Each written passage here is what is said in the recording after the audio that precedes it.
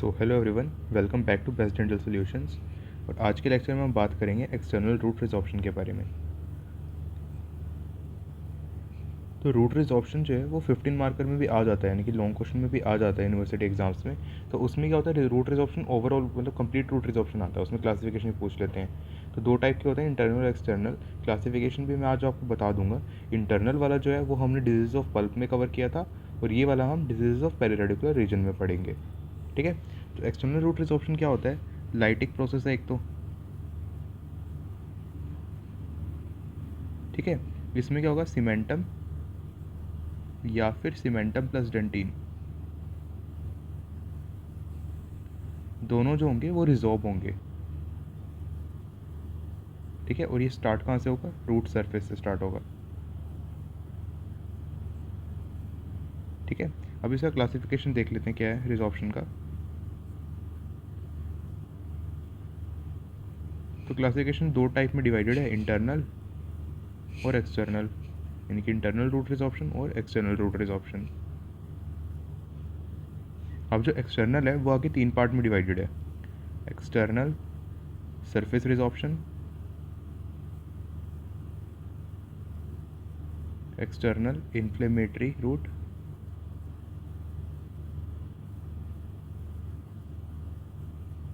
और external replacement resorption.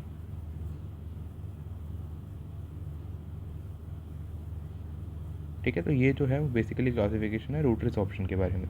ठीक है। इसमें एंकाइलोसिस होगा एक तो एक्सटर्नल रिप्लेसमेंट रिजॉर्प्शन में। ठीक है। तो ये क्लासिफिकेशन है रूट रिजॉर्प्शन की। अब इसके कॉजेज़ क्या हैं एक्सटर्नल के? कॉजेज़ मेनली एग्जैक्ट कॉज तो देखो हमें नहीं पता, अननोन कॉज होता है। ठीक है। इसके अलावा जो सस्पेक्टेड फैक्टर्स हैं वो क्या क्या हैं? एक तो ट्रॉमा, ठीक है, कोई ज़्यादा प्रेशर की वजह से मान लो, या फिर ग्रेनुलोमा या cyst, jaw tumours, tooth replantation, मान लो कोई टूथ जो है उसका एवर्जन हो गया, उसको बाद में रिप्लांट कर रहे हैं तो उसकी वजह से भी हो सकता है। ब्लीचिंग, टूथ इम्पेक्शन, और सिस्टमिक डिजीज़। ठीक है। तो इन सब रीज़न की वजह से हो सकता है। ठीक है। और अगर मान लो ये सब रीज़न नहीं है, यानी कि हमें एग्जैक्ट कॉज पता नहीं लग रहा, तो उसको इडियोपैथिक भी हो सकता है, यानी कि इडियोपैथिक है। अब हिस्टोपैथ क्या है इसकी?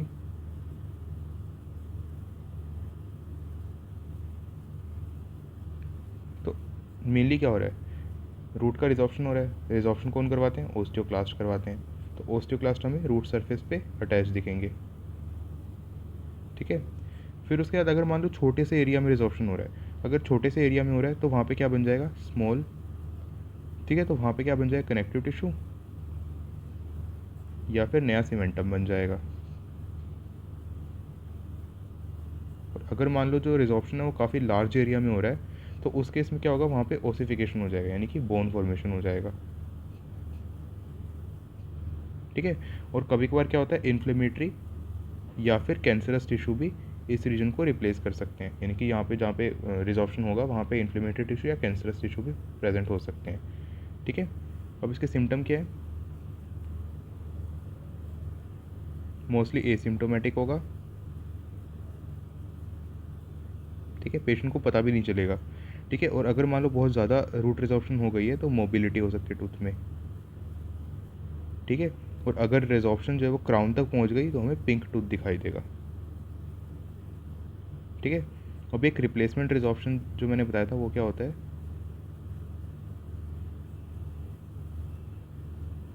उसमें क्या होगा ना, उसमें एंकाइलोसिस हो जाएगा। ठीक है। टूथ जो है वो इमोबाइल होगा। इंफ्राओक्लूजन भी हमें देखने को मिलेगा। इंफ्राओक्लूजन में क्या होगा कि टूथ काफ़ी ओक्लूजन टेबल से नीचे हो जाएगा। ठीक है। और परकशन पे मेटेलिक साउंड आएगी।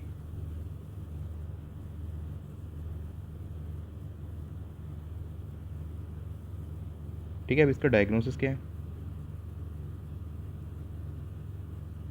तो डायग्नोसिस जो है, स्मॉल एक्सटर्नल रूट रिजॉर्प्शन है मान लो, तो वो तो हमें स्मॉल एरिया में अगर हो रहा है तो वो तो हमें हिस्टोलॉजी से पता लगेगा। ठीक है। अगर मान लो इन्फ्लेमेटरी रिजॉर्प्शन है, जो हमने टाइप पढ़े थे ना रिजॉर्प्शन के, इन्फ्लेमेटरी रिजॉर्प्शन है, तो क्या होगा, हमें रेडियोग्राफ में कनकेव या फिर रैग्ड रूट सरफेस देखने को मिलेगा।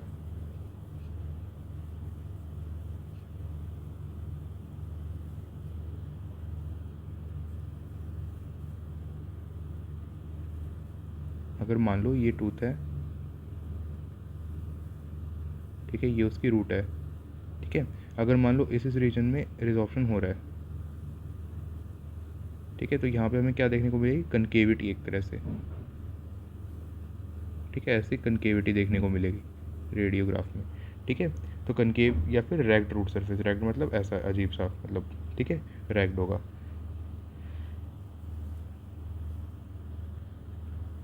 फिर इसके अलावा ग्रैनुलोमा या सिस्ट भी प्रेजेंट हो सकता है साइड में, यानी कि रेडियो ल्यूसेंट में रीजन देखने को मिलेगा इसके आसपास। और रिप्लेसमेंट रिजॉर्प्शन जो हम बात कर रहे हैं बार बार, जिसमें एंकाइलोसिस होगा, तो एंकाइलोसिस में क्या होगा, इसमें रूट की जगह पे बोन बन जाएगी, तो ये रेडियो ओपेक देखने को मिलेगा, और इसमें पीडियल स्पेस जो है वो भी एब्सेंट होगा, ठीक है। अब इसका ट्रीटमेंट क्या है, ट्रीटमेंट क्या है इसका, अगर मान लो पल्पल डिजीज़ की वजह से हो रहा है, तो उस केस में हमें करना पड़ेगा आरसीटी, ठीक है।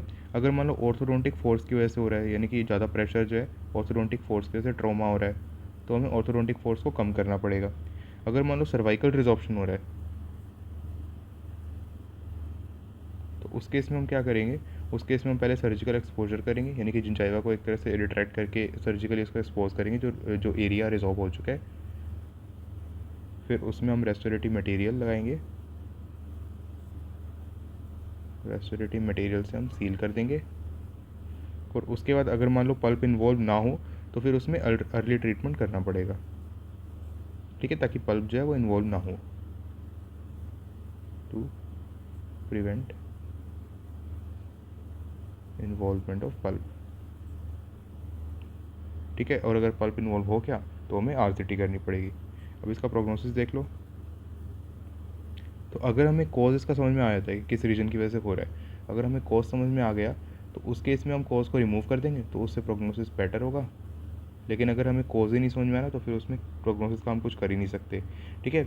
और काफ़ी केसेस में क्या होता है कि रूट जो है वो काफ़ी ज़्यादा, रूट स्ट्रक्चर जो है वो लॉस्ट हो जाता है, तो उसमें टूथ बहुत वीक हो जाता है, ठीक है। तो उस केस में हमें एक्सट्रैक्शन करना ही पड़ता है, ठीक है। तो ये था हमारा एक्सटर्नल रूट रिजॉर्प्शन।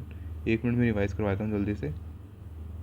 तो एक्सटर्नल रूट रिजॉर्प्शन क्या था, लाइटिक प्रोसेस था, सीमेंटम या सीमेंटम प्लस डेंटिन दोनों रिजॉल्व होंगे, और कहाँ से होंगे, रूट सरफेस एरिया से, ठीक है। क्लासिफिकेशन क्या, इंटरनल और एक्सटर्नल। एक्सटर्नल में क्या था, external surface resorption, normal resorption जो है एक्सटर्नल इन्फ्लेमेटरी रूट रिजॉर्प्शन, इसमें इन्फ्लेमेशन वगैरह प्रेजेंट होगी, और साथ में मतलब सिस्ट या ग्रैनुलोमा की वजह से होगा एक तरह से। और एक्सटर्नल रिप्लेसमेंट रिजॉर्प्शन, इसमें एवल्स टूथ जो है उसको रीप्लांट कर रहे हैं, हम रीप्लांट कर रहे हैं, तो उसकी वजह से एंकाइलोसिस वगैरह होगा। कॉजेज़ क्या है, ट्रॉमा या एक्सेस प्रेशर जैसे ऑर्थोडोंटिक फोर्सेज में हो सकता है, ग्रैनुलोमा या फिर सिस्ट, ठीक है, इससे इन्फ्लेमेशन होगा। जो ट्यूमर, इससे भी इन्फ्लेमेशन होगा। टूथ रिप्लांटेशन, इसमें रिप्लेसमेंट रिजॉर्प्शन होगा। ब्लीचिंग, टूथ जो है वो इम्पैक्शन की वजह से भी हो सकता है, सिस्टमिक डिजीज़ की वजह से भी हो सकता है, और अगर इसमें से कुछ भी नहीं है तो इडियोपैथिक भी हो सकता है। हिस्टोपैथ क्या है, ओस्टियोक्लास्ट होंगे, ठीक है। अगर मान लो छोटा सा रीजन है वहाँ पे, तो वहाँ पे कनेक्टिव टिश्यू या सीमेंटम बनेगा, और अगर काफ़ी बड़ा रीजन है तो वहाँ पे ओसिफिकेशन हो जाएगी, ठीक है। और या फिर वहाँ पे इन्फ्लेमेटरी या कैंसरस टिश्यू भी बन सकता है। सिम्टम क्या है, एसिम्टोमेटिक मोबिलिटी प्रेजेंट होगी, अगर मान लो बहुत ज़्यादा रूट रिजॉर्प्शन हो गई, और पिंक टूथ हमें देखने को मिलेगा, क्राउन भी इन्वॉल्व हो गया। रिप्लेसमेंट रिजॉर्प्शन में क्या होगा, टूथ जो है वो इमोबाइल हो जाएगा, इंफ्रा ऑक्लूजन हो जाएगा, और साथ में परकशन पे मेटालिक साउंड आएगी। डायग्नोसिस अगर हम देखें तो स्मॉल अगर होगा तो उसको हिस्टोलॉजिकली डायग्नोस कर पाएंगे, रेडियोग्राफिकली हमें पता ही नहीं लग पाएगा। अगर मान लो लार्ज है तो उसमें जो रिजॉर्प्शन है उसमें वहाँ पे उस रीजन में कनकेविटी या रैग्ड रूट सरफेस हमें देखने को मिलेगा, और साथ में ग्रैनुलोमा या सिस्ट देखने को मिलेगा।